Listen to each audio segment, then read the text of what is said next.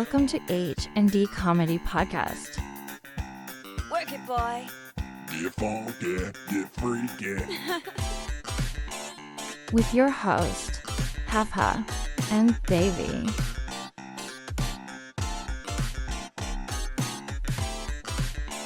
Oh, baby.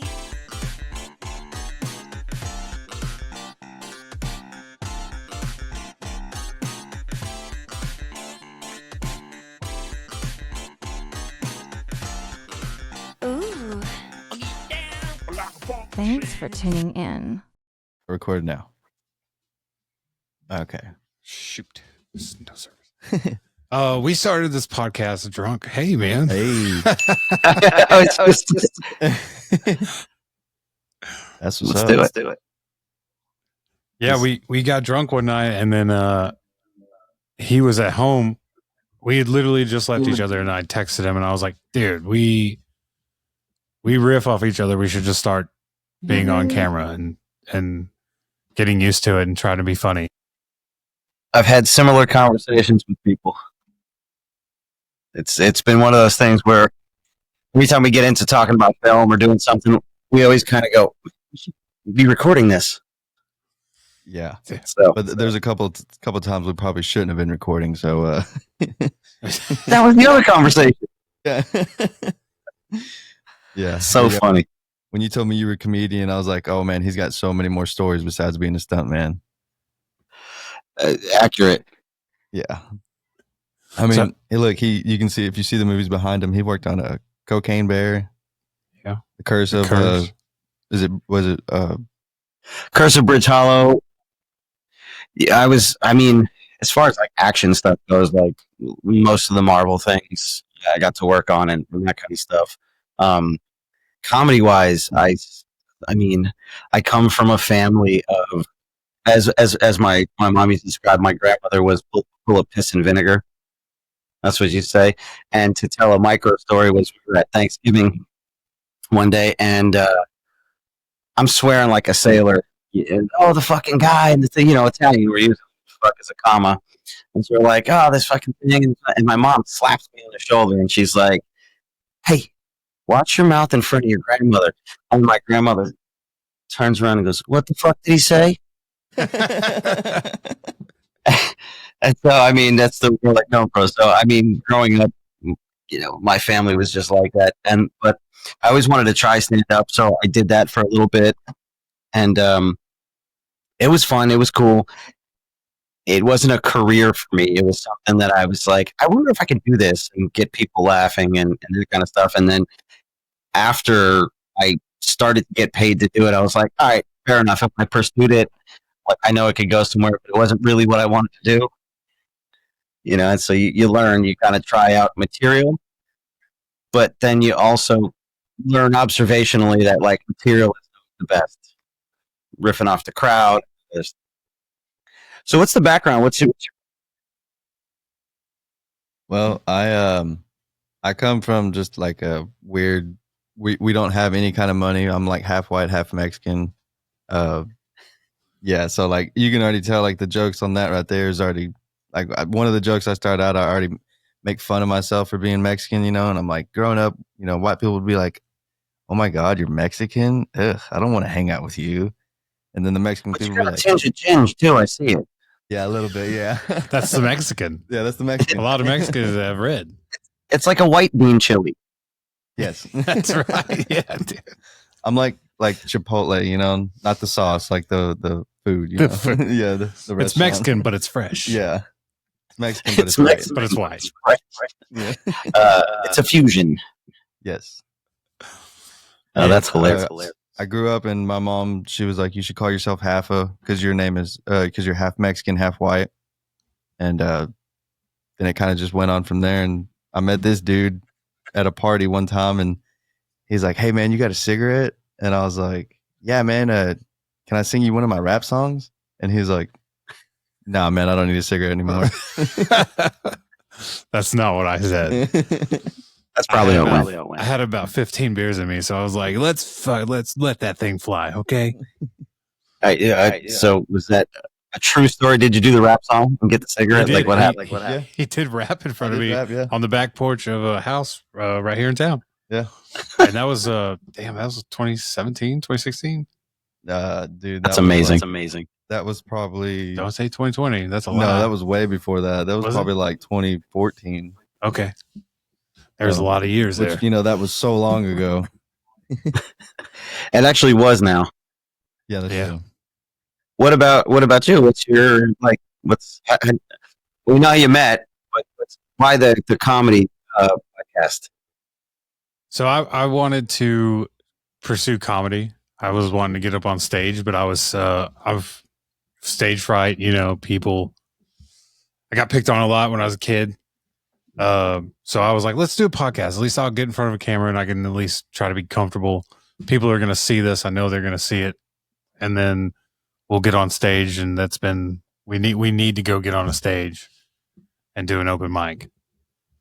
But yeah, I grew up in a little town of like 600 people, and it was just secluded. And we ran the streets. My grandma raised me, and she was on oxygen, so she could only chase you for 100 feet, and then you're gone. So I spent a lot of times in the woods and a lot of times fishing, and then I moved when I was a freshman, and we grew up poor, but we never. To me, I was never poor. I would never know. In life. Yeah, we were just having fun. And Have you gotten on stage?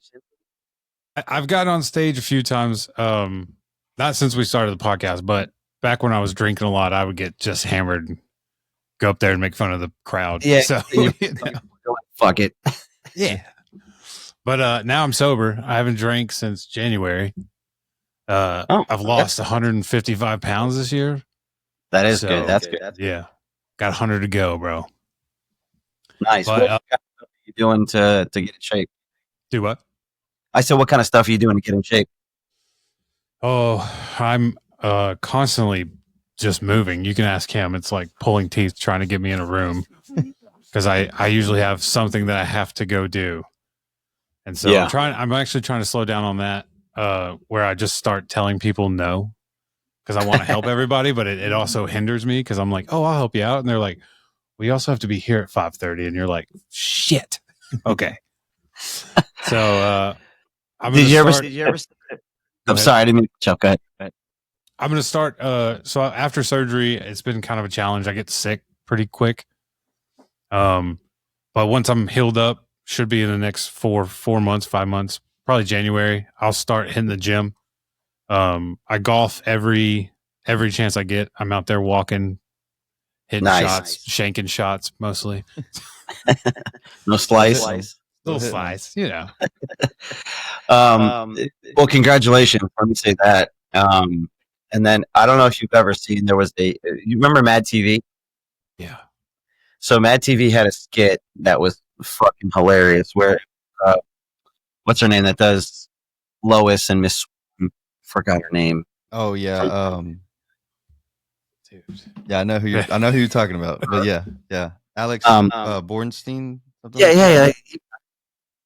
And she's and the narrator comes up.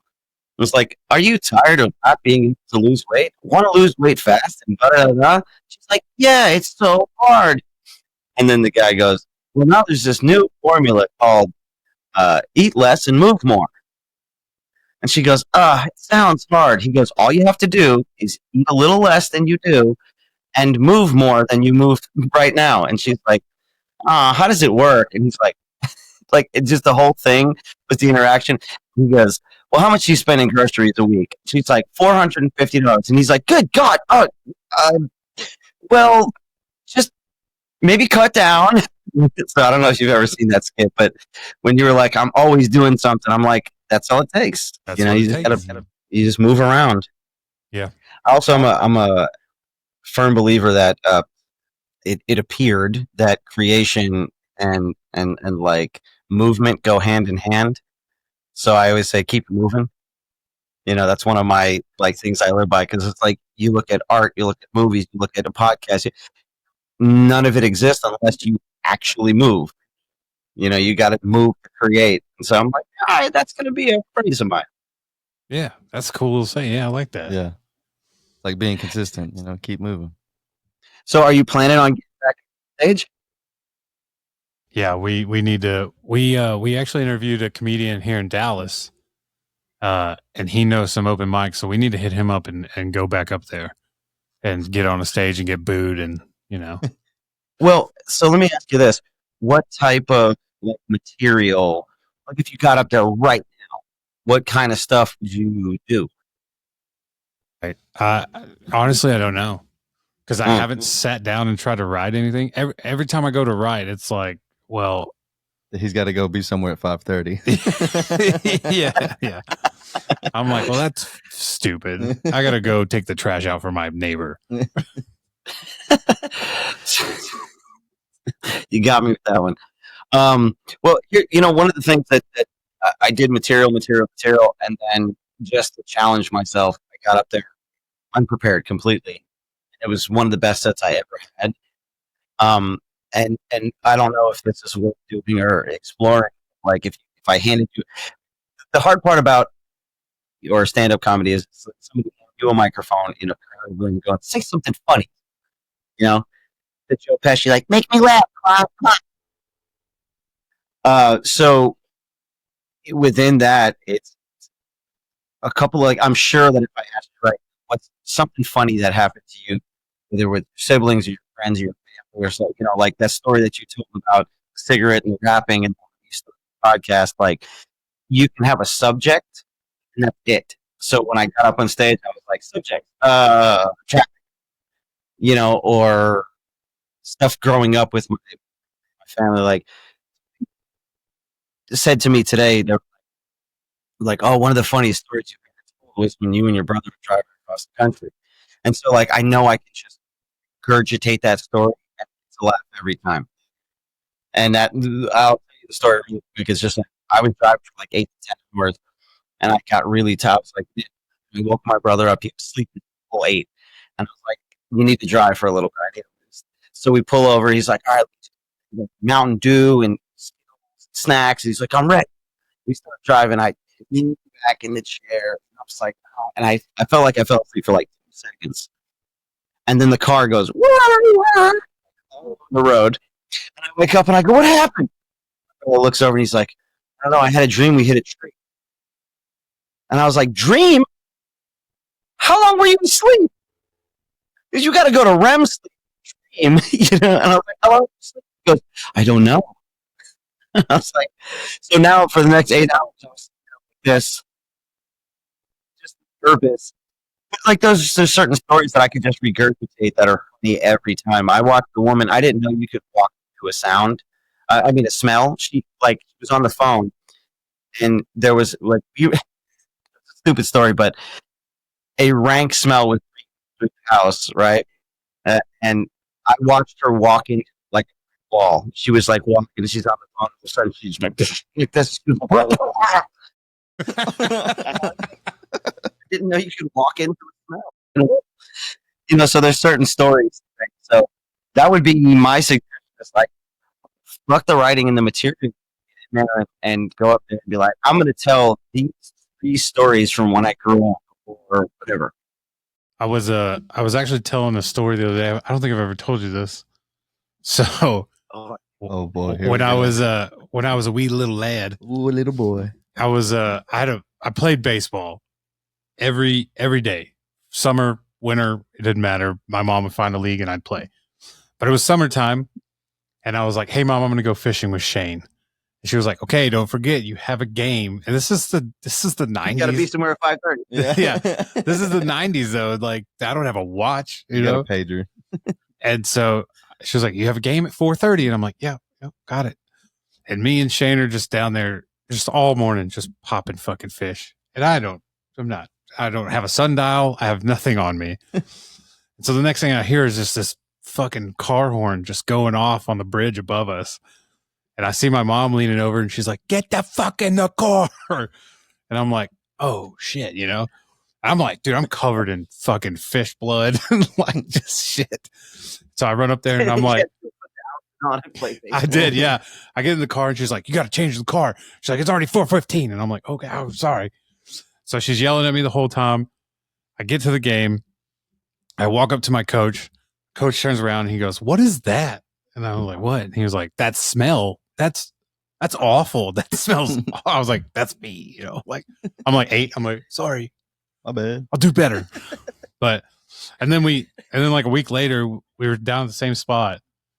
We caught a catfish, and we thought it was the biggest fucking catfish in the world. Like if I were to go back, I would have been like, "This catfish is just friggin' big, dude." It was probably a 2 But pound. you were 8, so It was probably like a 1.5 pound, maybe 2 pound catfish. The heavy pound. Our bright idea was like, we'll take it to your dad. He'll skin it and he'll cook it for us.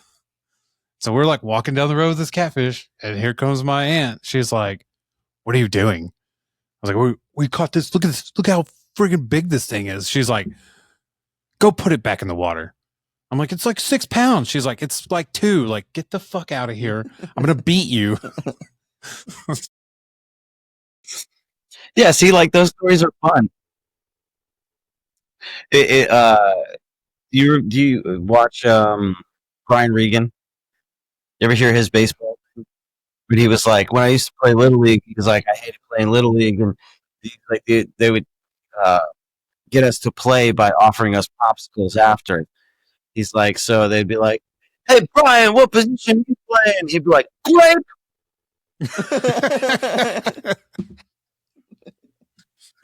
Yeah, hell yeah, dude. You know, but yeah, it would be fun. Like, even if you already planned on possibly bombing, you just get up there and just tell some stories. And I'll tell you, this is one of the things that happened to me was I told a joke, it didn't land, and so I had my drink, went and I grabbed it, and I was like, I told the joke, didn't land. I go, "No, nothing. All right." It's like, I'll laugh later by myself. I kind of put the thing down.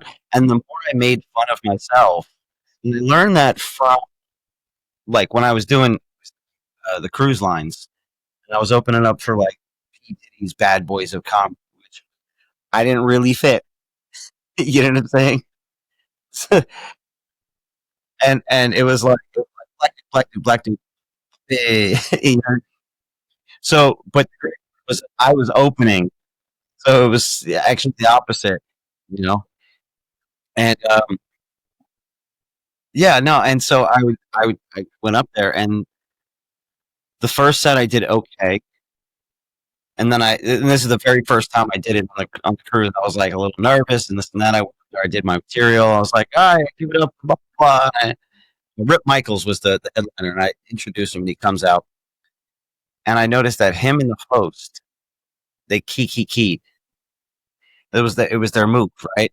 They'd tell a joke, they'd be like, "Blah, blah, blah, blah, blah." And they would hold the mic, and that's what everybody would start laughing at them, laughing at themselves. And I was like, "Oh, all right, I get it." And then so on the second set, I fucking murdered because I'd tell a joke, and then I'd find somebody in the audience with like a weird face or a weird reaction, and I was like, "Look at this guy, he's not even fucking laughing," you know, or whatever it was. And so one of my jokes, it's outdated now, but you guys remember Movie Phone? Movie phone? Yeah. No. See, that's why it's outdated. So Movie Phone, before all the internet and all the stuff, was you would call up this thing, and they actually did an episode of Seinfeld. It was the Movie Phone guy, but it was like, it would tell you all the movies that were playing, the times that were playing, and all that stuff. And so the guy, because I do voices, it was like, "Hello and welcome to Movie Phone. If you know the name of the movie you'd like to do, press 1."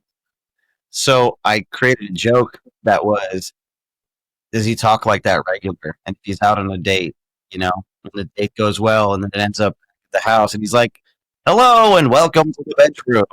If you know the name of the position you'd like to do, press 1. For a list of current positions and previews, press 2. For advanced tickets to the climax experience, press *69. And so I built a menu off of that because it's funny, but if Movie Phone doesn't exist anymore, it doesn't really work. But I built a menu. It was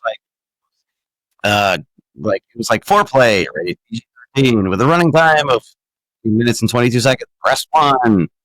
Doggy style. Rated R. The running time of so then like this. I said the doggy style and running time, and this lady in the audience just goes, and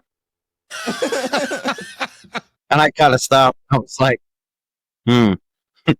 So I just look over at her and I was like, no, this like doesn't last that long. I guess it depends on if you're wearing a condom or not, you know? And I just started riffing on the joke, and that made it like the joke, it extended the joke and made it funnier. And then I told another joke, and this dude that was in this, like, he was in the corner, old dude, wispy hair, and he wasn't laughing. He was, uh-huh, uh-huh, uh-huh, like waiting for the next thing for me to say. And I said something, he kind of leaned forward and like chuckled a little bit. And I was like, I just kind of looked over at him. I saw him a couple times, and I was like, how can I just lay this in? So I looked over at him. I was like, man, this guy is throwing me off. He looks like the fucking crypt keeper. Like every time I tell a joke, and everybody laughs. And I'm like, it's just going well. If the joke doesn't land, I just play off the audience. I'm looking at it, you know. So I'm not a pro when it comes to stand up, but I started feeling what worked and whatever. So if you get back up on stage, and like these are the things, these are my micro suggestions about what to do, because record it and I want to watch it. He will record it. Yes, I will record it. You know what I'm saying? Like, fuck, it's terrible. You get up there and whatever happens. Right. Well, I mean, if you come down for Corey's the clinic or whatever, we could maybe go to the city and try to find a comedy club, and we all go up on the stage. I'm fucking in, and I will be there. Which also, not to say that like you have a guest, but here I'm just. This is Tom. What's up, Tom? What's up, Tom? How you doing? That looks like Scott Eastwood. No, I'll take that. He doubles Kevin He said, Bacon. yeah, dude. Dude, look, does this not look like Scott Eastwood and Pedro Pascal right now? I do get that. He all looks the time. like he looks more like Tony Romo. And thus the comedy podcast. We're gonna stick into the course, and we're gonna shoot an episode. We have a show called Behind the Stunts, and so we're gonna stick him in the course, and we're gonna shoot our episode. I talked to Corey about it, whatever else. But also, while he's in town, he's doubled Kevin Bacon and everything else. I figured he might be a good guest to get onto Corey's show while we're there. You want to do that, and then we go do some comedy. Drunk. Of course. Yeah, I'll Well, DD. Yeah, I was gonna say- I'll DD. I'll DD. It's Yeah. fine. Yeah, did he? It's so funny. Like I pointed you on the screen. I was like, you don't have to drink. Yeah. And this Yeah. guy's drinking because we're gonna force him. So yeah, we're gonna be there. We're coming down. We're actually gonna drive so we can bring camera gear and shit. That's what's up. Okay.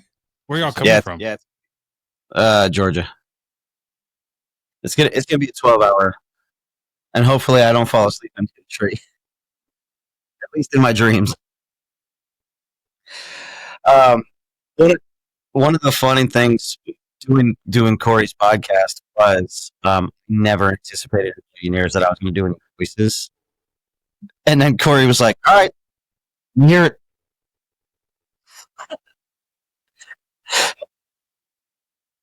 The RDJ. Hey guys, how's it going? The HD comedy podcast. I mean, it's going pretty good so far. Not bad. They say that the filming is doomed, but I got doomed. It seemed to work out for me.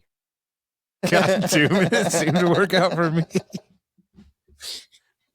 Oh shit, dude. Dude, yeah, that's pretty good. Fuck So when yeah. did you start doing voices or realize you could do voices?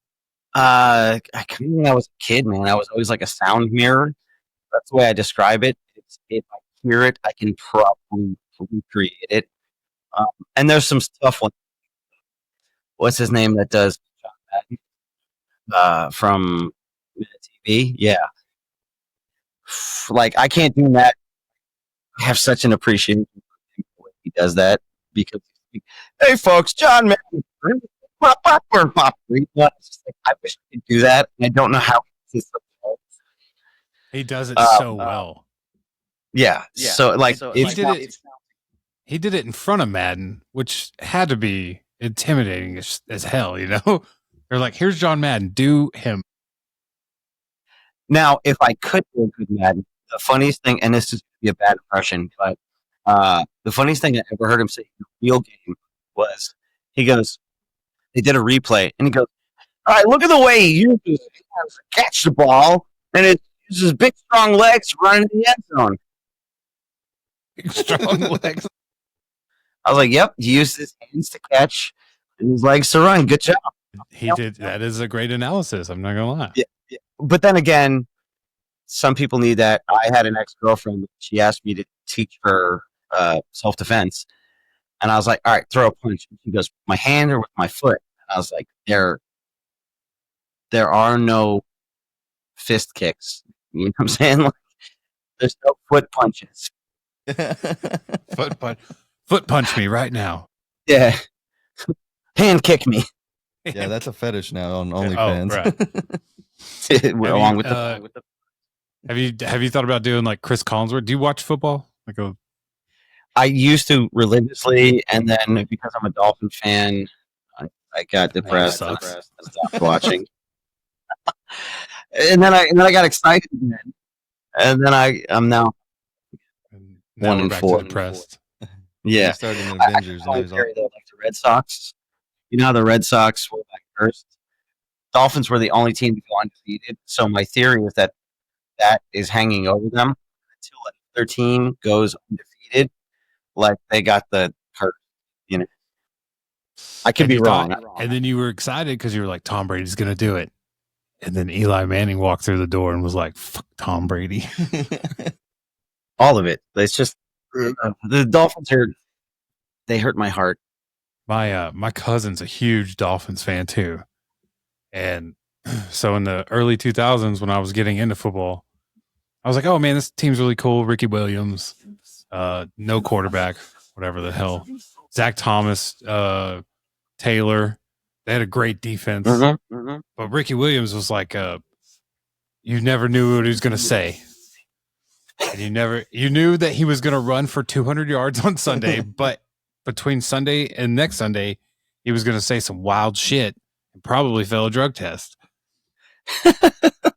See, there's a subject for you, Bring. Yeah, dude, That's funny. What was the movie that who played Egon in Ghostbusters? I forgot it. He recently passed. Yeah, well, a little while. He Bedazzled. You ever see Bedazzled? No, so I want to watch Bedazzled. I actually have it queued on my Amazon Prime because I was like, what is this? And I watched the trailer and I was like, okay. Bedazzled is fucking hilarious. It was written by Egon. I forgot his name, right? But in there, like the devil is giving him wishes. I'm not going to give the trailer probably gave the plot, but he wants to get with this girl. The devil gives him wishes, and so he's like trying to be other people beside himself. You know, he's like, oh, she'll be into this version of me, and he makes himself a professional athlete, and he's like 7 foot something, and the way they shot Frazier, he's like huge and he's got like teeth, and he's just like it was like a rock ginger hair. It was wild. And they interviewed her, and just like the Keith Peel skit, he had like the sweat. So he's like, it's like it starts dripping, and then it starts pouring, and then it's like just buckets of water coming down while he's doing the interview. He's talking and spitting. He's like, yeah. And so they ask him a question, and it reminded me of what you were saying.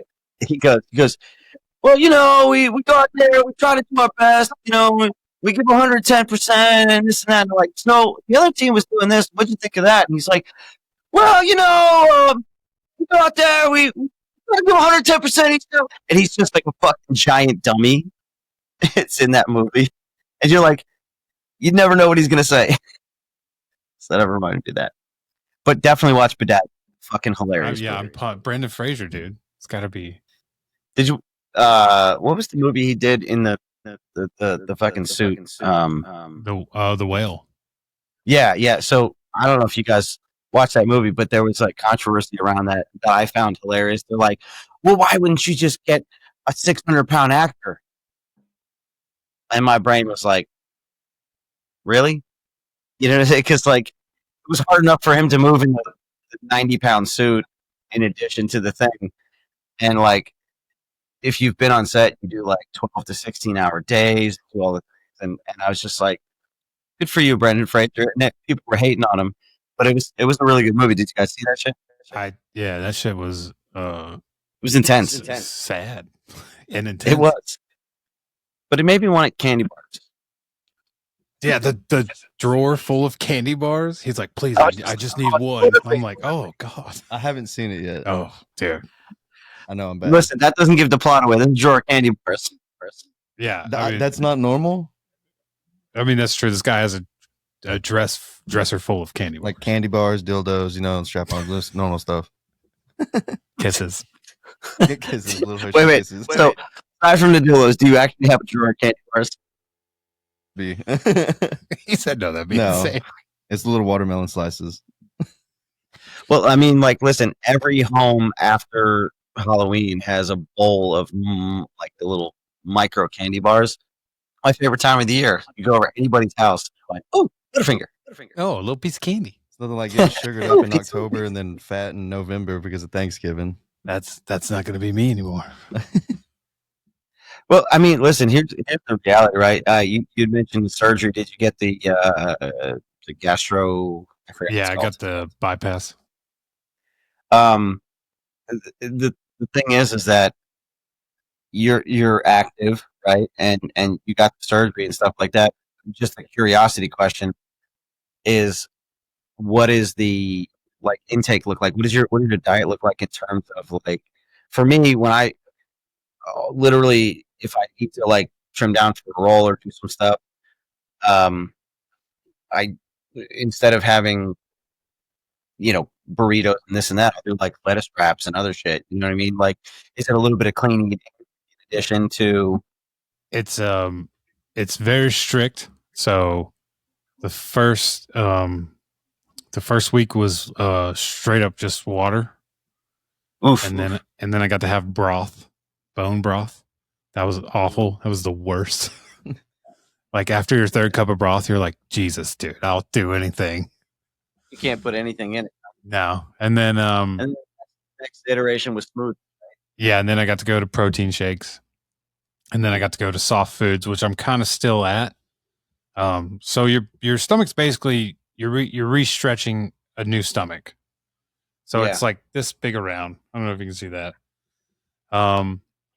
So you can only eat so much, and then you literally have to chew, like you have to count how many times you chew up meat and some stuff like that. So I have days where I can eat meat, and then I have days where it's just not going to happen. So usually right now my intake's between 500 and 700 calories probably per day. Wow. Yeah. And then for the first probably 2 months was probably like 300 max. Do you guys watch Rick and Morty? Do you guys remember in the tiny food? It's like you time to eat what doesn't fit in your mouth and you got to chew it a lot. He's like, come on down to whatever it was called, and he's like, we got tiny hamburger, tiny hot dog. And then he goes over the little stall and he's like, hey, eat some food, you fucking bitch. Nah.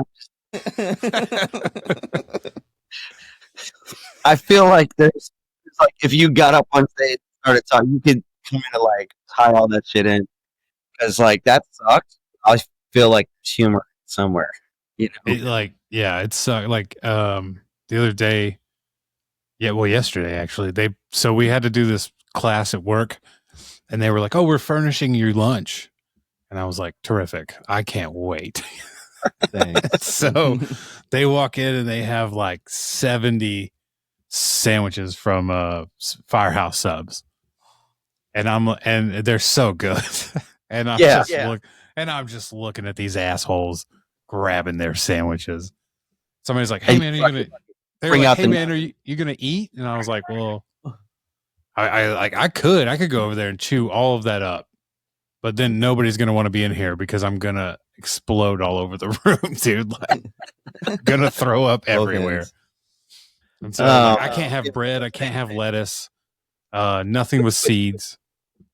Well, that does that have to do with like the risk of diverticulitis? A little bit, and also lettuce will just get like but the way they explain it to me is that bread will expand, so it's just gonna hurt. Like it'll feel like I'm just being like gut Ugh. punched. Yeah. And then they said that lettuce has a tendency to get stuck moving to your lower intestine. So then there's just that. And then they said something about seeds is more diverticulitis and causing like infections and stuff.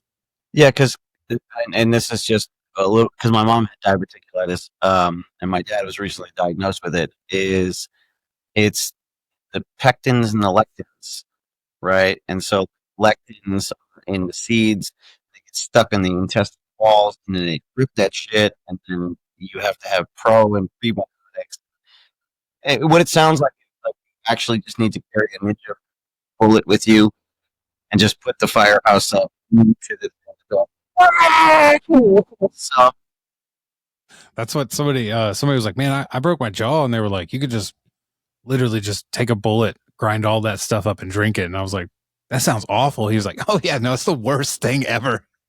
He was like, well, you'll get nutrients. And I'm like, I'll drink a protein shake. I'm good. You know?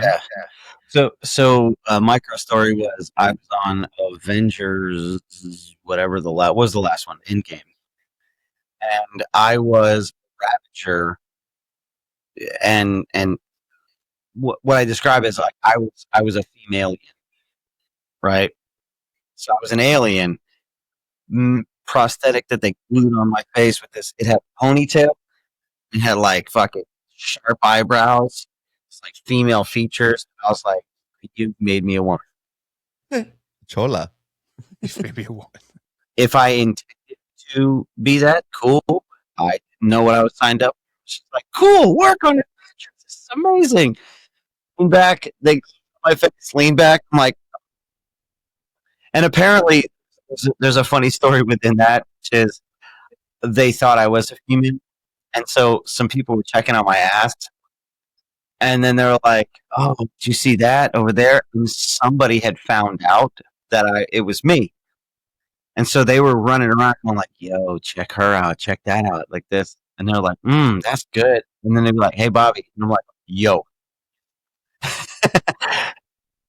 So long story short, I tell all that to say that they had a piece of prosthetic that was glued over my mouth. And so for lunchtime, they unglued this shit, but I couldn't open my mouth past this. And I was like, looking at all this delicious food. They had the whole catering and everything. And then all I could do was take pieces of bacon and be like, and they got mad at me. They're like, you have grease all over the face. Fuck you. I was so mad. In the back of his head, he's just thinking, he's all like, come on down to Tiny Burger Town. He's all thinking little foods. He's like, oh, man. I wish we had tiny got time for people. Tiny food, tiny people. So, what, like, you've worked on just Avengers Endgame, or like what other ones? Infinity War, and I did Loki on the Loki show, which wasn't funny. Well, to be honest with you, like it was kind of funny. The only thing I did was they handed me this like stuffed animal, and they're like, "This is an alligator." It's like, okay. And they're like, "Hide your face." Okay, you got to run up the stairs. I was like, the kid can't run up the stairs. They're like, well, if he falls, you know, all right, I'll run up the stairs. And they're like, so you can run up the stairs, hide your face with the alligator, and then you're going to lean out and you're going to throw the alligator, bite somebody's hand off. And I'm holding this like, I can't even describe it as more than like, it was a blob of bean bags. You know what I mean? And I'm holding this thing and I'm like, got it. And I run around with this thing and I was just like, really thought this would be more exciting because they told me that he's a fight scene and I'm going to do acrobatics and sword shit and whatever else. I got there and I was just like, this is dumb. I'm a kid. I'm a little kid right now. I was kind of wondering in that scene why he was running like that. I was like, why is he hiding his face? Yeah, just Me. Bobby. It's Bobby. It's just Bobby. Well, here's the funny part, and like not to knock the kid in any way because like, I know how easy it is to like ruin a career. I'm a little jaded at this point, so I kind of don't care in some instances. But like the reality was like I had slimmed way down, but I also have adult shoulders and things. So they tried to put me in his costume, and I was like, and it went up to my forearm. Like I was as far as I could get. I was like the sleeves don't fit. So I had trimmed down a bunch of weight to like 130 something, and then I get on set and I see him, and he's like my height, and he's like I'm thicker than him, but the cape and all the shit hides that. And I had trimmed down a bunch. I look over, and he's got the fucking pot belly, and I was just like, "Damn it! I could have ate more shit." I could have been eating chimichangas this whole time. Yeah, exactly. What was the thing in Sunny? You watch Sunny? Always Sunny Philadelphia. He's like, there are no rules. What do you want? He's like, heroin, Crack. crack. He's like, what? He's Like, oh, all right. He's like, you are gonna love it. He said, I thought you were gonna say like tacos. Yeah, he's like, you're gonna love it. funny. I always wanted to double Charlie. A buddy of mine doubles him. He's like my same height and weight. And a lot of times when I double because I do voices, I'll do their voice. And I just always thought that if I was doubling Charlie and how he does it, like, like, if there was, he just got that, like, so if you got to fall down, like, I eat stickers all the time, dude. Dude, that sounded like one of the characters off of Rick and Morty. He does. yeah, it's close. They're all pretty similar. Like, Charlie's not far off, or he's got that like high pitch thing. But then Justin Merlin does like, Morty is very like, oh, gee, it's not far from Charlie. It's really not. Jeez, Rick. I don't want to do this, Rick. Morty, you gotta put it so far up your butt, Morty. You gotta put it way up there. Yeah, but way up. Morty, come on. Don't be a bitch, Morty. Dude, they had these like big ass heads in Walmart, and it was Rick and Morty. And I just looked at my brother. I was like, dude, we got to do a thing real quick. I was like, so I put on the thing, and I go, come on, Morty, come on, we're gonna do a TikTok. It's gonna be great. Come on, like this. And he's like, oh, geez, Rick, I don't know, Rick. I was like, yeah, come on, it's gonna be fun. Come on. And he's like, I don't know, I'm a little more. And I was like, get out of here, give me another Morty. Give me another Morty. And he goes and he fucking switched his head to another Morty. He ran over. I was like, that was fucking funny. That's pretty fucking good. That's hilarious. So But, how did you get into Stunts. I had mentioned it on Corey's podcast was I was waiting tables, and I had a production company and all the other stuff, and I really wanted to get into stunts, and I didn't know how. And I was waiting tables, and this lady that I always waited tables on, her name was Rosie Bernhardt, and she randomly asked me one day, she's like, what else do you want to do? This isn't for you. I can tell, because to me, think about like stand up. It's the same thing as like you get to a table, and if you're funny and you're likable and you get good service, like fucking break you off with huge tips just because they enjoyed like you're sort of host. So she, after years and years of waiting on her, she was like, what do you want to do? And I was like, I would love to get into stunts. I just have no idea how. And she goes, oh, my husband's a stunt coordinator. And I was like, okay. So I didn't ask her for a job. I asked her for advice. I was like, well, what do I do? How do I start? She's like, you got to build a resume. In order to build a resume, you got to do this. And then you fill for real, and you'll do all these things. And over like 6 years, I did all those things. And full disclosure, I felt like they weren't going to help me. I was just like, I've done all the things I showed. She gave me all the advice. I was like, I feel like if they could have hired me, they would have. And right when I had that thought, they called me up one day. They're like, can you be on set today? we need a double. You match the double, and he needs to do a front flip. And I, at the time, held a world record for front flips and all this other shit.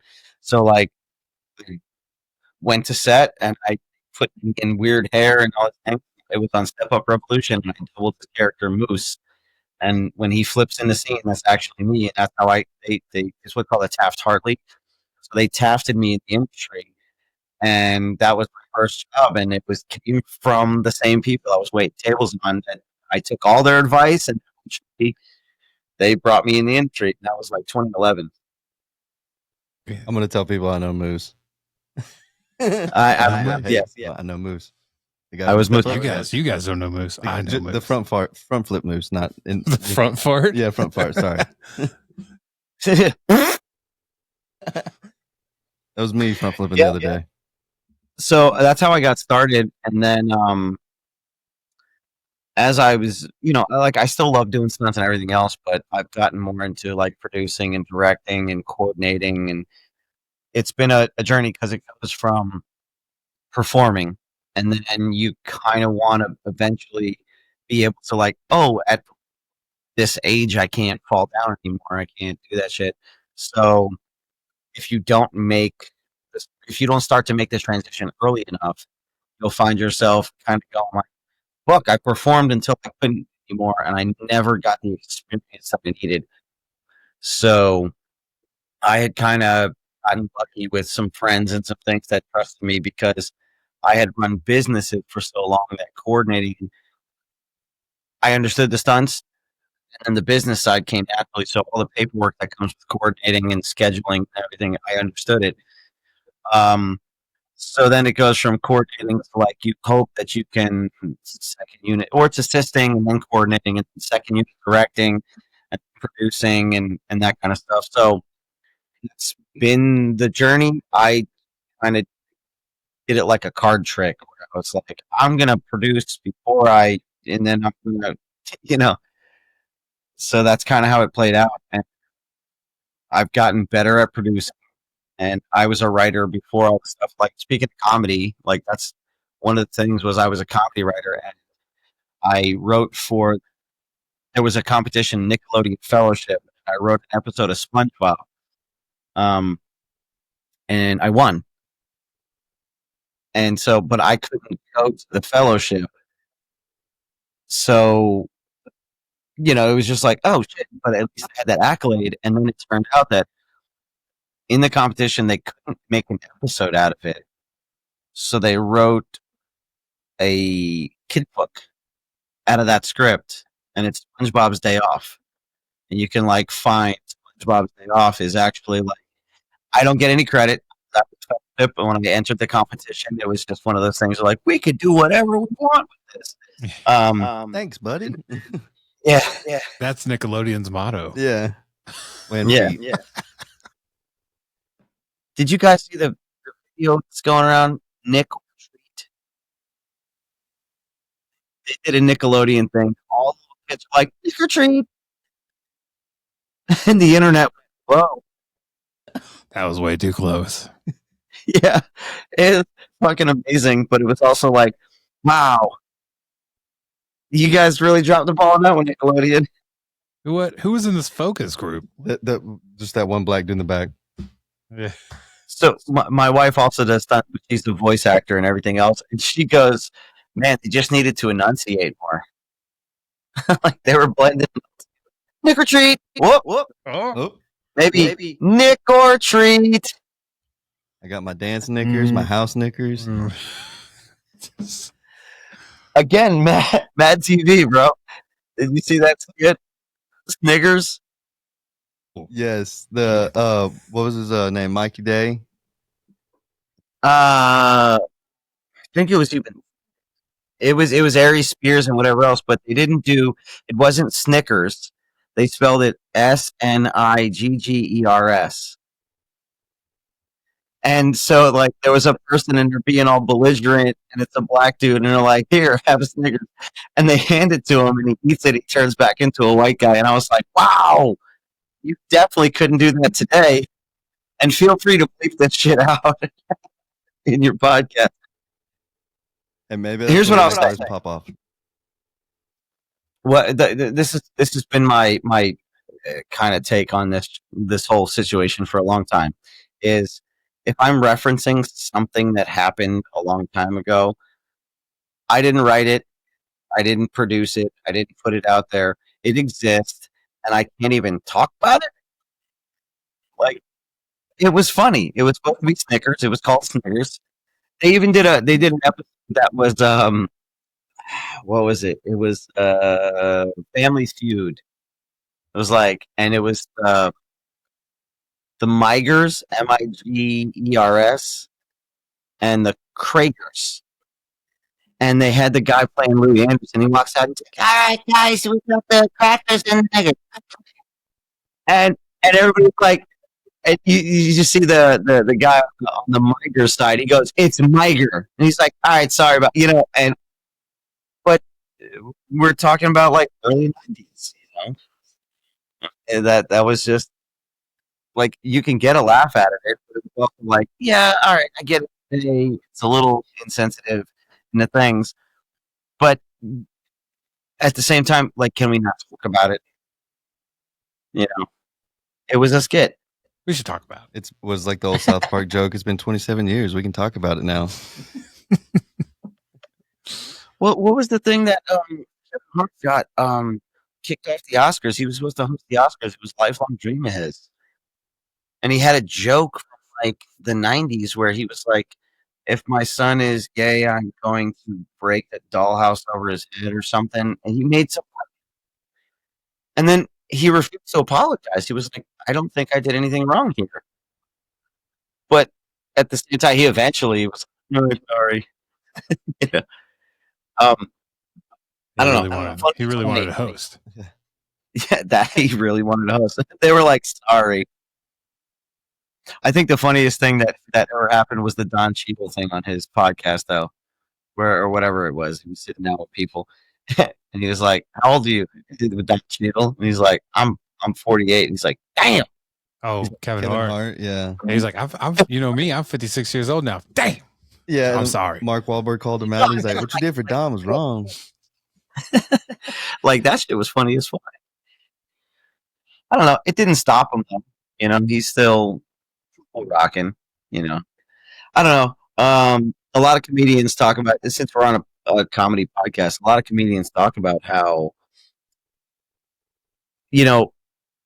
somebody could always find the thing offensive, right? But I always considered myself a walking Family Guy episode that, like, it's all on a table. I'm a habitual line stepper.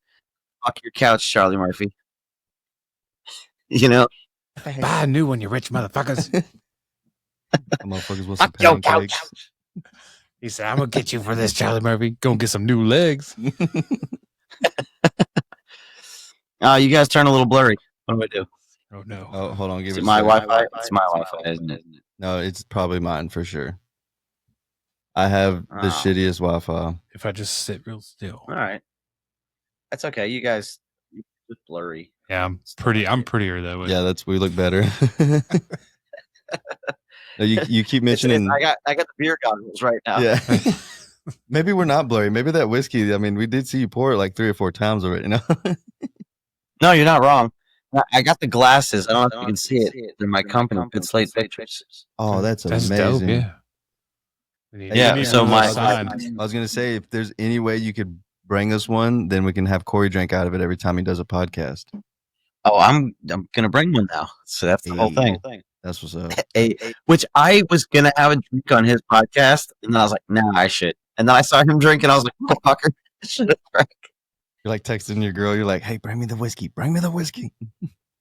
Which speaking of, there's a joke that I came up with, which was based on reality. It's beer goggles. I've learned the difference between beer goggles and whiskey. All right. So here it goes. And this could be some stand-up shit, but either way. So you drink a bunch of beers, and the 2 turns into a 5, the 5 turns into an 8, the 8 turns into a 10, whatever, right? Which we all know that anything 6 is fair game. Anyway, beer or not. So the idea that whiskey dick is like, oh, it doesn't work, right? Like I can't get it up, that kind of thing. And what I figured out was whiskey gives you beer goggles, and you're like, oh, she's a 7, and she's really a 3, but your dick can still see her for what she is. So whiskey dick is like, your dick is still like, oh, she's a 2, bro. She's a 2. I'm not doing it. Now. She's a 2. I'm just. So you get the beer goggles with whiskey, but your dick doesn't, and that's what whiskey dick is. It's your dick just being a bro. You have a joke? I came up with one the other day. All right. And I was saying how like love and hate are such weird words, because love means kind of like good and hate means bad. But it's like you can love killing people and you can hate how soft the kitten is. Like like motherfuckers out here love. You broke Tom. That's how you know it's funny. Oh man. Okay. He's Australian. Keeping it. But that's great. You want to hear like what my opener would be if I went up on stage? Are we all going to do this? Tom, are you going to get up on stage? Absolutely not. I give you enough whiskey, your dick will get up there. Over here in Texas, we call that a panoche. Until twos. Until 2. He sees a 2 in the crowd. His whole body just drops on the floor. He's like, no, not this again. Oh no. Oh, Australia. All right, go ahead. Hit me with the opener. Okay. So like I'd walk out and be like, how's everybody doing? Everybody doing good? Yeah, my name's HAFA, stands for half Mexican and half white. And clearly looking at me, I'm obviously not white. So growing up, I used to get hate from both sides. White people would be like, oh my God, I don't want to hang out with you. You're Mexican, like gross, you're dirty. And then the Mexicans would be like, hey, mira, look. Which doesn't that mean the same thing? And they'd be like, this pinche güero's trying to be like us, baboso. I'd hang out. They'd like nobody accept me except for black people. So like, oh wow, I'm butchering this so bad. Oh yeah, I'd only hang out with black people, and yes, I say black people, not African American, because African American is AA, and AA is for quitters, and black people aren't quitters, And then whenever, hopefully that gets like a little laugh, and then I'd go, but yeah, black people would be the only ones that hang out with me, because who else would they send out to talk to the cops while they were robbing the house? See, I like it. I had a with my brother. We were driving, and it was me, black dude, and my brother was driving, and we got pulled over, and he just looks over, and he goes, "Hey, all you guys shut up. You're all black." I was like, "It's a fair point, bro. I'll get us arrested. I gotta shut up." You're like, oh yes, I can say it now. Well, I looked at my shoes and I was like, oh shit, I do have a black soul. Okay. I mean, everybody's got a color TV. The American dream. That's fucking funny. Everybody's got a color TV. And, your vehicle, it's got 4 black tires on it, so, and they be rolling. So this podcast is gonna get us all canceled. Yeah. Or the opposite. Yeah. Because who was it? Didn't Shane Gillis say the N word? Yeah. Who was it that was like, I got canceled and I became more famous from that than anything I'd ever done? Yeah. No such thing as bad publicity, right? He's like, I It's just fucking saved a hilarious. family of like 4 Puerto Ricans. Yeah. Like, this guy's a racist. Are you guys both out in Texas? Yes. Yes, sir. Nice. We're So, both born and raised steaks. here, pretty much. but he can't have them. He can blend them. Yeah, but he can't have them. Fuck. That makes me sad for you. Listen, so I was a bad hunter or vegetarian for I don't know, 5 years, right? And all it did was make me creative. I figured out how to eat other shit, make it taste just as good and enjoy it, you know. So I do feel like you're kind of like once certain things. How are you with mushrooms? Mushrooms? Are you allowed to eat them? Which kind of? Oh mushroom? yeah. Wait, we're talking Okay. about like the ones you I was like- eat. Like there's a. I was like, Well, I mean, you can eat. All of them. Whether That's true. it's psilocybin- yeah, That's true. yeah. Like the ones that go on pizza. I haven't tried them since I've had surgery. Has anybody had psilocybin pizza? Yeah, Is that a actually, I thing? have. Dude, yeah, this ain't Really? that ain't nothing new over here in Texas, like in this small town. No, I feel like that's a story, and I need to hear it. What's the psilocybin pizza? I was like 26, 27, and my buddy had started dating this twin, and me and her sister would get stoned all the time, and we just hang out. And so I go over to their house. I just think I'd only done mushrooms like once at this point. And she's like, "Hey, I've got some mushrooms. You want to try them?" And I'm like, "I don't know." She's like, "No, come on. I want to trip, but I don't want to do it alone." And I'm like, "All right." It's like, "But we got to put it on something." And she was like, "Yeah, I got it." And she was just on her phone.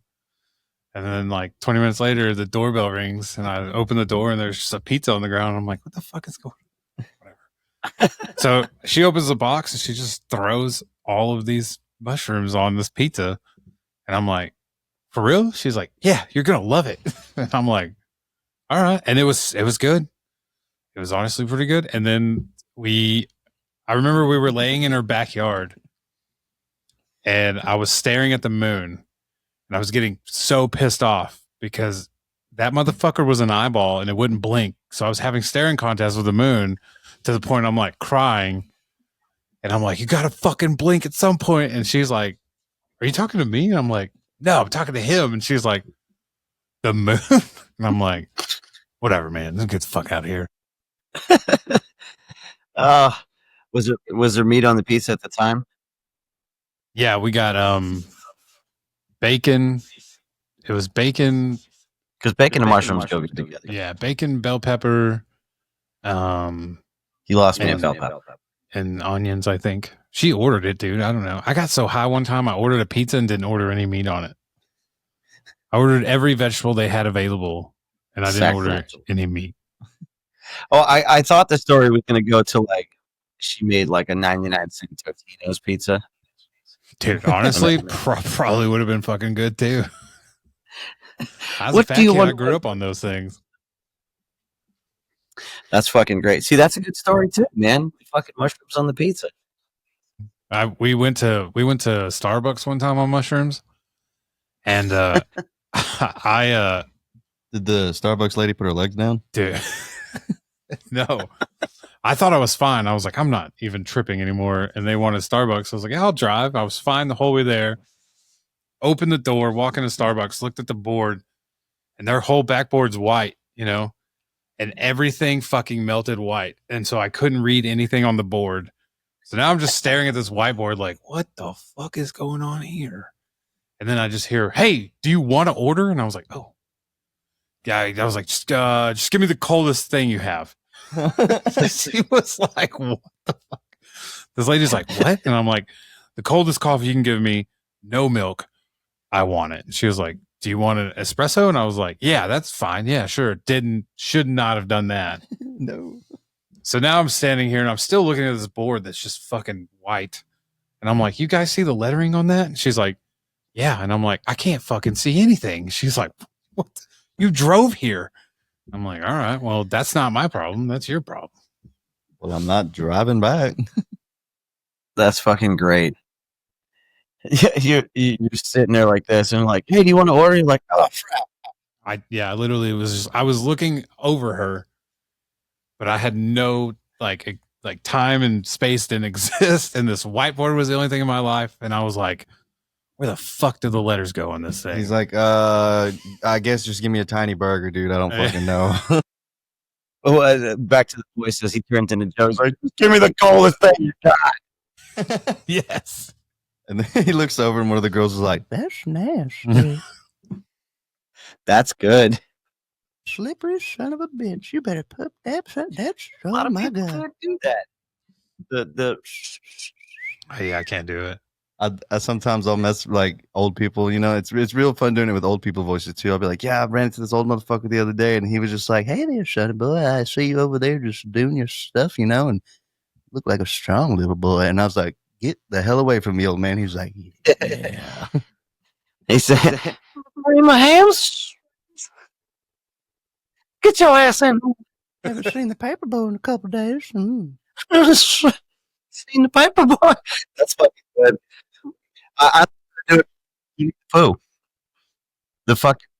It's the gopher, I think. He was like, "Hey, that's pretty swell." Oh yeah, yeah. Or the news reporter when he's like, 7 of Saddam's soldiers were sodomized in Saudi Arabia on Sundays. That's the news. Dude, I was laughing the other day, bro, because like I don't remember what it was. It was like Adam West, and he's like, "These what it was like the Family Guy. They got all powers from nuclear radiation or something." And he's like, "They can't be this. I'll stop them." And he goes into like he rolls around the thing, and it just cuts to the doctor. He's like, "You have lymphoma."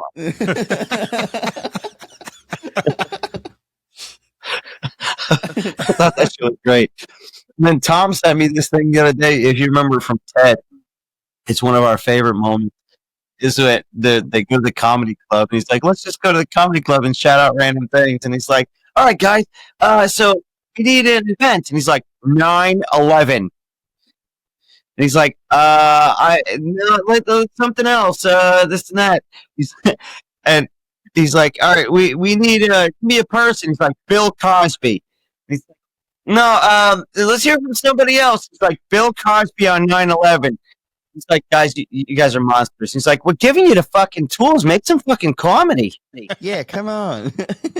Fucking dude, I love it. One of my favorite shits. Your Boston Did you accent's guys watch spot the on. show, the TED show? Yes, dude, I absolutely love that. It's one of my favorite fucking episodes is where the mom's like, "Hey, I got you a little play date coming over."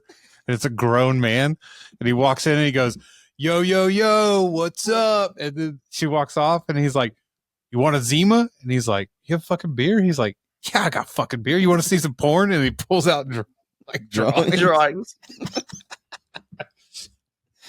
I like the Jesus in church thing where the guy's like, Jesus came down from the thing and he's like, I think I'm Jesus. And they're like, he's like, no, Jesus was brought from a star. And he looks and he goes, Johnny, I think there was a star, right? There was a star. He's like, yeah, we had a star. He goes, Jesus was here to spread the message of love. He goes, I love you. He's like, your move, Friar Tuck.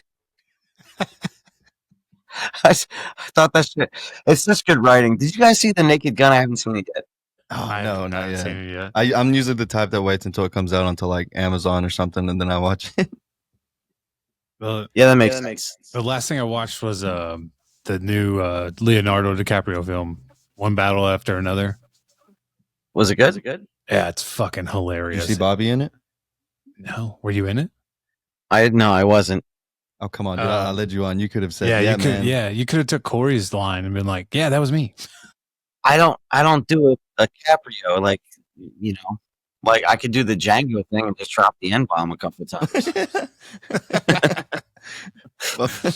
Who's that on that nag? You're gonna have to burn them sheets. They're my sheets. Yeah, I that- do whatever the So fuck you I want want me with to treat them. them like the white folk? Nah, I didn't say that. Yeah, that movie was one of those things where if you watch the behind the scenes and they talked about how he didn't want to say it, and Samuel L. Jackson was like, "Motherfucker, you say it!" Just like got on him. He's like, I said Like, it you like gotta- 47 times or something. I don't know, man. in It's the script, act. you fucking say it. What did Bill Burr say? It was something similar. He's like, it was about they got mad that they didn't get a paraplegic for Bryan Cranston when he was in thing, and he's like, "What are we doing?" He's like, "There's a murderer in the movie." He's like, "Oh, everybody's gonna get mad. You didn't get a real murderer, you know? Get a real murderer. You're pretending. Like, you're not gonna get a 600-pound guy. You're not gonna get real paraplegic, and you don't want a real murderer. I should have read for the whale though. No, you're not that big. And I was 484 pounds, bro. Damn, for real, what do you weigh now? 325, 326. Fuck yeah. Roundhouse. Roundhouse. I was reading something today that Tarantino in Inglourious Bastards, the scene where he chokes out the actress, he actually choked her because he was like, I hate fake choking. And he was like, with your permission, can we please just do this? And she was like, yeah, sure, whatever. We'll do it once. And he was like, yeah, no, we're going to do it twice. So we're going to do one shot of your face and one shot with your feet. It's good material. I did a short film recently that I directed and had a D1 football player as like the bad guy who's transitioned. There's a show coming out called Stunts on Netflix, and he's like, I don't know, he's one of like the Marines in it. He's done a bunch of parts, and he went from D1 football to this, and we brought him in. And my partner in producing my company, he was the other actor, and it's called the captor, and he's in the chair, and he's supposed to slap him, and I was like, I don't want to fake it. I was like, I want to do a profile. I want to see him slap you. And he had never slapped anybody before. So we were like, all right, let's do one. And I had asked our stunt coordinator to walk him through it. Apparently, they didn't give him all the details he needed. And he like hard hand like in his jaw. And he's like, ugh. I was like, I'm sorry, we have to do it again. And so we bring him back, and I was like standing in front of him, and I was like, all right, it's more hips than anything, and let your hand just swing. And so I was like, give me one, right in my hand. And he goes, I was like, a little less, like loose hand, not stiff hand, loose hand, just lots of hips, let your hand, just the weight of your hand do it. He goes, it's like somewhere in between there. 5 takes later, we got the shot. And now I'm going to say, like, after we hang up, I'm going to send you the clip because our landlord for this building that we're in for our production office, he talks about it every time I'm on the phone. He's like, man, I respect the guy who slaps somebody like that. And I was just like, fuck. Yeah, no, it was. With your permission, can we put that clip on the end of the video? Yeah, absolutely. Perfect. It's Brandon Tyler Moore and Garrett Pitzer. Fucking A. Yeah. So if I was wanting to get into acting, what would your advice be? First I would say, I don't know what your experience is. I tell even the people that like are stunt guys, we're supposed to know how to act. YouTube University. It's all free, and go on. There's master classes, and get your feet wet and take some of the free courses that are available for you to like learn a little bit of like the emotionality and how to tap into a role and whatever a lot of the actors say about it. The next thing is shoot your own thing. You want to show that you can act. It doesn't take much, but a couple of lights, and even your phone shoots 4K now, right? And shoot something, even if it's just you. And this is what I was talking to my wife about, because she's a really good actress, but she doesn't do a demo reel yet. It's like, if you want to be able to show yourself acting, like you can go online and find a script. You can write something for yourself. Like a phone call is a good way to be like, you're on the phone. I can't even hear what's coming through the phone, but you go through with your responses, emotions, meaning like you're angry at that person, and then you're in denial, and then you're sad, and then you hang up the phone, and there's a realization. You go through all these emotions by just putting up your phone, putting a little light, a nice background, put it on cinematic mode, and shoot yourself acting with some bits, right? And the next thing is learning to audition, and learn to audition there's classes and there's things, but there's also YouTube, right? So the same things that my wife has been taking a class for 3 years, and it made her coach a little bit mad that coach and I read for the same part on Bondsman, and I got it. And like, I don't need to laugh. It was one of the things that he was so mad at me because I would just walk by and listen to like a note, be like, cool. And I used all the notes that I heard just walking by while my took it for 2 years. And then I got a part over her acting coach, and he's a phenomenal actor, and I don't know the candidates for him, but in this particular instance, it was probably a look thing. But in auditions, there's a couple things he said. If you think it, and you're not supposed to be saying it, if you think it, your face will show it. So if I'm supposed to be like looking over here in my head, if I go, the fuck?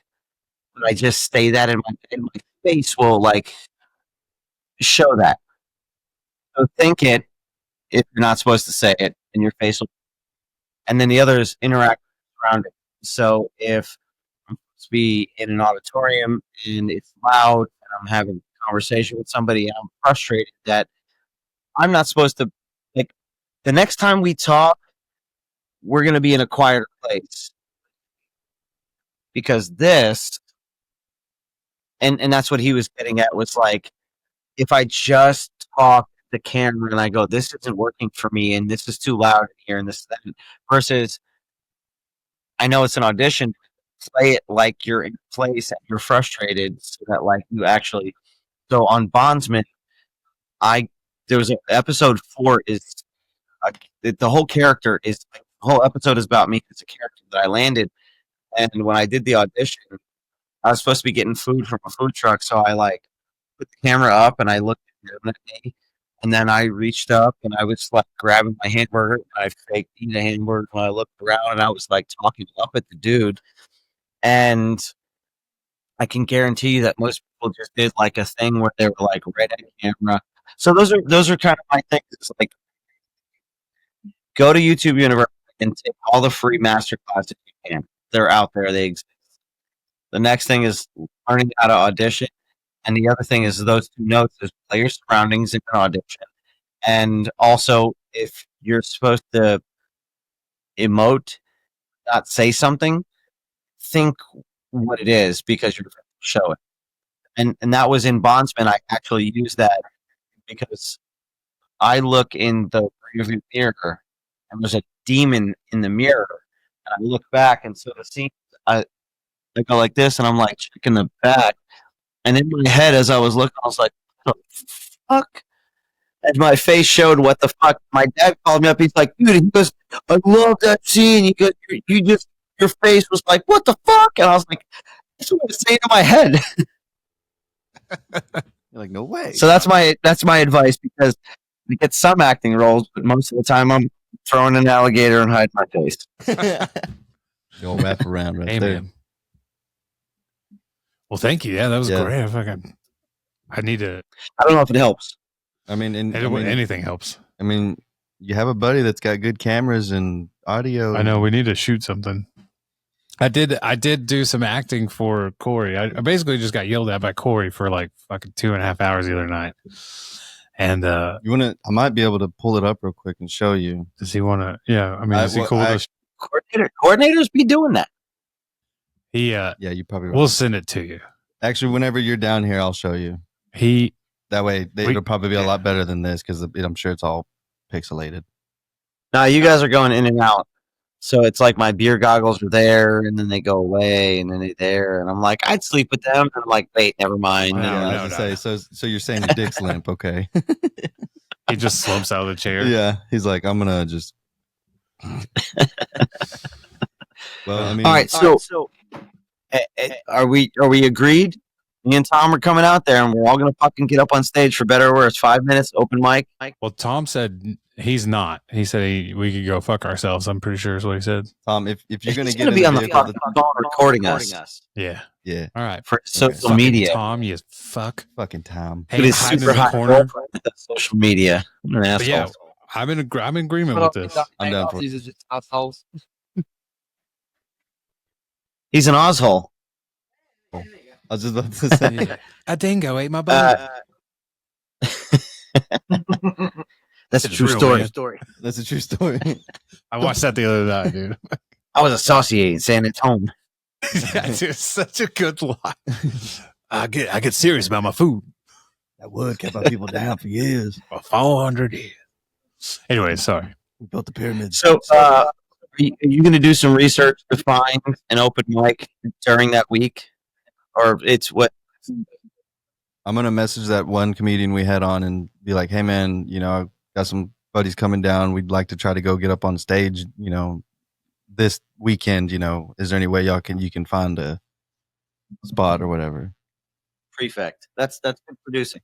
It's it'll be probably an hour and a half drive from where we're at What? Why? because we live in the fucking woods. Are you in Stephenville also? Yeah. And there's no open mic. No. No, dude. There was a comedy show last Saturday between Stephenville and this other little town, but it was it was probably, you know. I mean, there might be something in Fort Worth. I'll look into that. I know that'll be yeah. like an hour. Yeah, Fort Worth. All right, well, luckily we're driving. So. Yeah. Well, I mean, we will drive you to Fort Worth. Yes, y'all drive to Stephenville, and then we'll drive to the city or whatever, and then we'll come back. And you can get hammered because you're not going to go to jail. Yeah, We got DD. Yeah. And I don't Drinking drink either, smoothie. so. Yeah. I don't drink, but I'd probably make an exception for you guys. I just feel like you're gonna have a fucking vape pen with the weed. A left-handed cigarette, maybe. I don't know. Like it was a while back, but like I stopped smoking about a little over 10 years ago, and I went and did one of the EDM concert things. A buddy of mine is like a life coach, like Tony Robbins, and he was out there and he's like, "You want to teach a class?" And I was like, "Yeah." And then he had a tent outside of the concert, and then I was like, "Cool, where am I teaching?" Then only class inside the concert in TV, and it was like a 500-yard like walk. I was like, "Fuck." So I started, like, I did it once. I taught my first class, and I come back. And then somebody goes, "Here, man," hands me a fucking weed pen. I was like, "Man, I haven't smoked in forever, this and that." I was like, and then that walk was amazing. That was the best walk ever. This is not so bad. It's beautiful out here. Looking at everybody. And so like that's the thing is like I was like, you don't have to drink, but I feel like you're a weed pen guy. Maybe I'm wrong. Wow. Hey. I mean, you said it's been 10 years since you smoked? Weed, yeah. Well, I mean, the vape pen was somewhere in between that, maybe like 5-6 years ago. Right. So it was probably about 10 minutes before we started the show whenever I smoked. No. Listen, I was like, dude, we're about to talk to somebody that was on Avengers. I mean, I got to show you his little demo reel he sent, dude. It was where he was a Spider-Man and stuff. It's fucking cool. listen, I'm not famous. like Tony Romo, don't say Listen that. here, Pedro Pascal. You get old Scott Eastwood over there and Tony Romo or whatever, my bad. And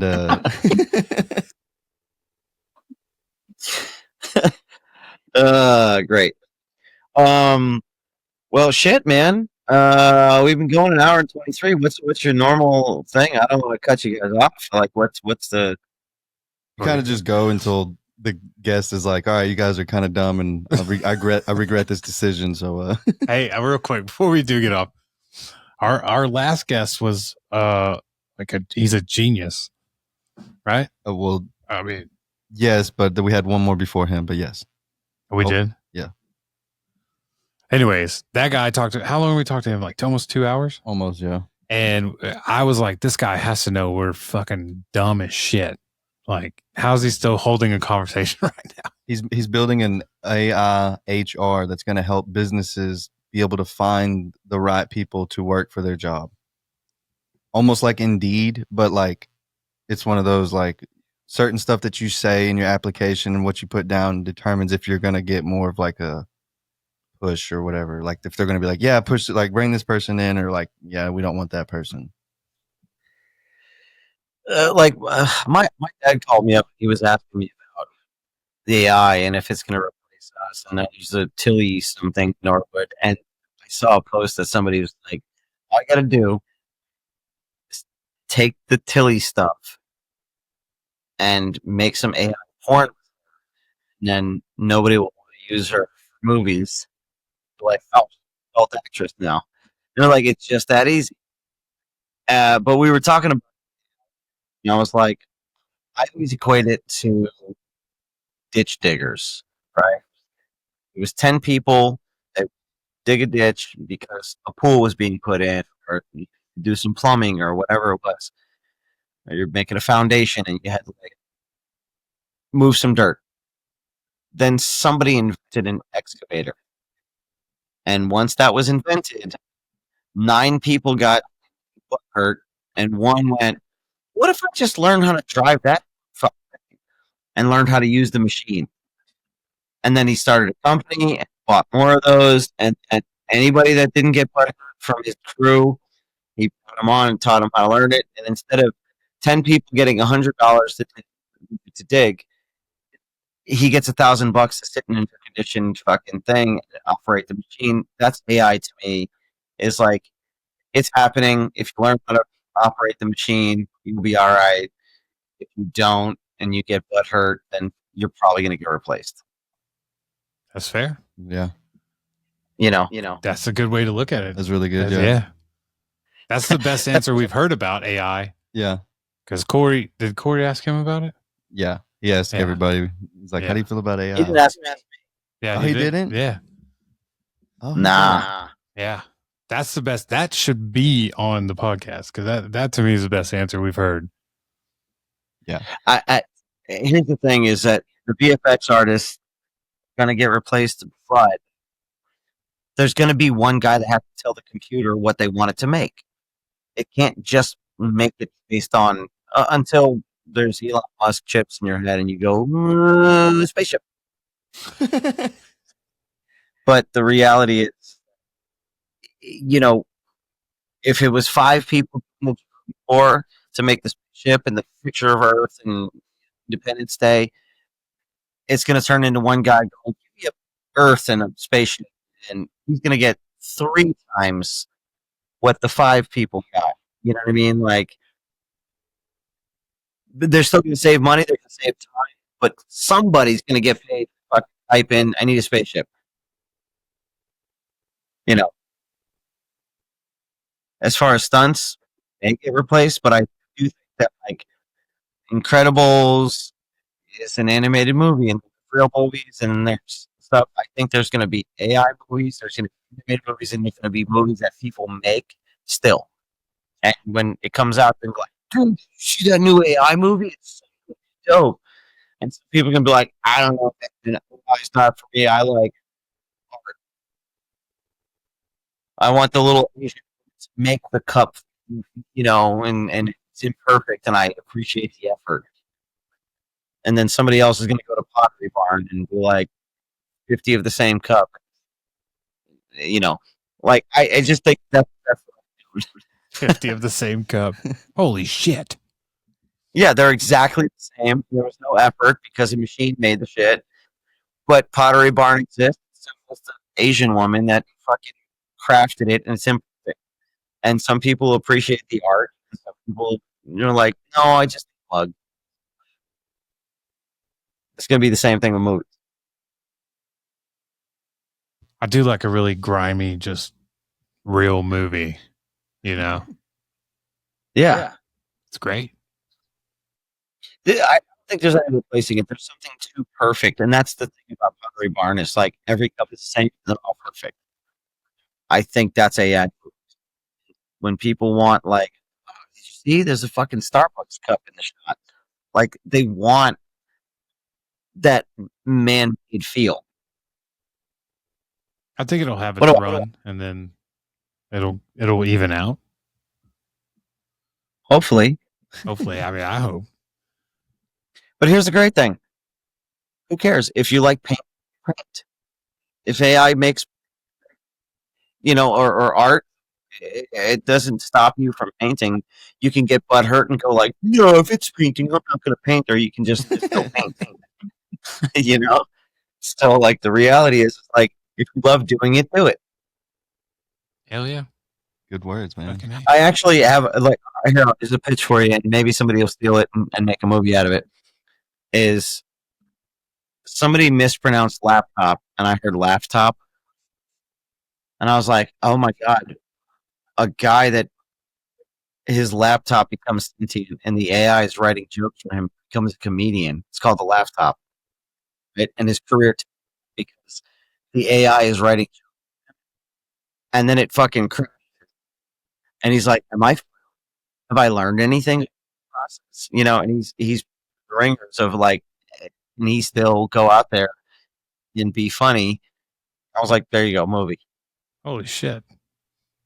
Let's Laptop. ride it. Let's Yes. fucking ride it. Bobby, let's write this. Let's make this move. I'm game. Once a week, we jump on, do an hour writing session on the podcast. Hell Yes, that'd be amazing. yeah. I'm in. Well, Bobby, we appreciate Awesome. you being on, man.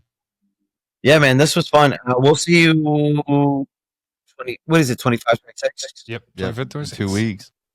So we're going to come 24, be there 25, 26, and we'll leave on Monday. So what time does it end, Shit.